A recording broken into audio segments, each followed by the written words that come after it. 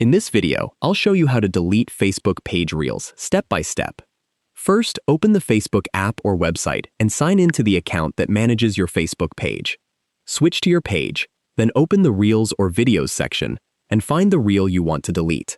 Open the reel and tap or click the three-dot menu. Select Delete or Move to Trash, depending on the options shown on your account. Review the warning and confirm that you want to delete the reel. If you're using Meta Business Suite, you can also open the Content section, filter your content to find the reel, select it, and use the available Delete or Trash option.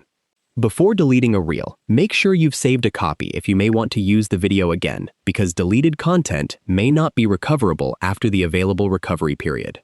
Repeat these steps for any other reels you want to remove from your page.